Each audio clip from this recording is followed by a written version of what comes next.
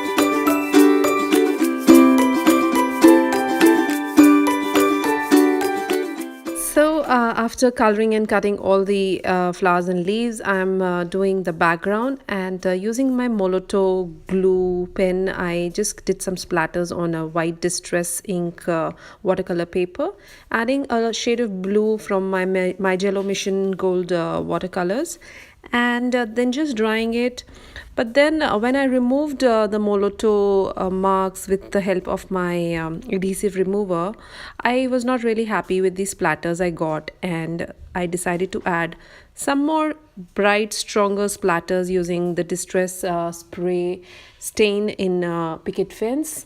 And that was quite nice, and I really loved the impact. So this is a very subtle background, and once this is dry, I will use my Lawn Fawn stitch rectangles to cut it. And now we are ready to assemble the card. So I'm using my flowers and leaves and getting into a cluster.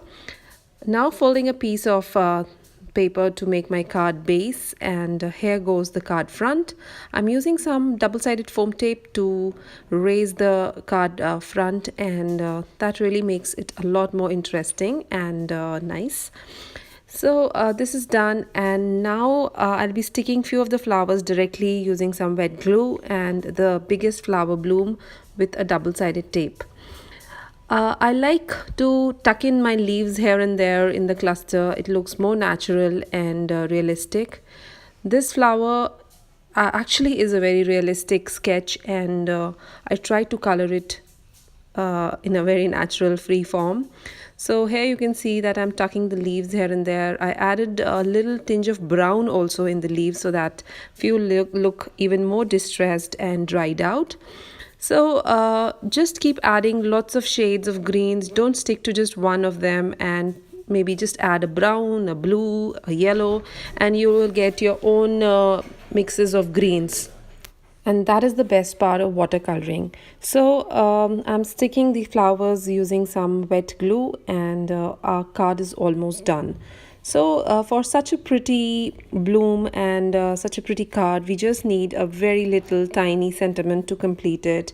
And I will use one of these sentiments from the same stamp set, which is called Modern Peonies by W+9, and it says happy birthday in a very tiny font. I'm using a black cardstock and some superfine white embossing powder to get the impression, and that is very pretty and very subtle once again. So to stick the birthday, happy birthday, I used some matte medium and selected a position where it is visible and did not disturb my design. So this is almost done, and then I decided that I want to have a little more black on the card, and since the center, flower center and pollens are all missing in this flower, I selectively colored my image using some black marker and then just stamped it carefully. So this is so beautiful. I could have used a brown as well, but I decided to go for a striking black one. And adding some more circular pollens using the same pen, and then to give it even more interest, I used my Uniball Signo white gel pen to add some centers, and that made the center look even more prettier. So this is almost done, and moving towards the embellishments, I decided to add some Nuvo drops, and using a light pale blue one, which look almost like dewdrops, I added it around the card, and the name is Jewel Drops in Sea Breeze. That's the Nuvo drops, Jewel Drops I used, and this is very gorgeous and beautiful. So adding it on the flower and on the leaves here and there so that they look like dewdrops.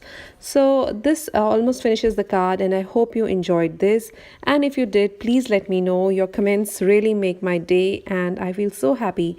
Do try to recreate this, and I'm sure you will have a very good time using your watercolors. My Jello are my favorite, but I'm sure there are so many great watercolors in the market, and just grab them, get a flower, stamp, and get started. Thank you so much for watching. See you soon. Take care. Bye bye.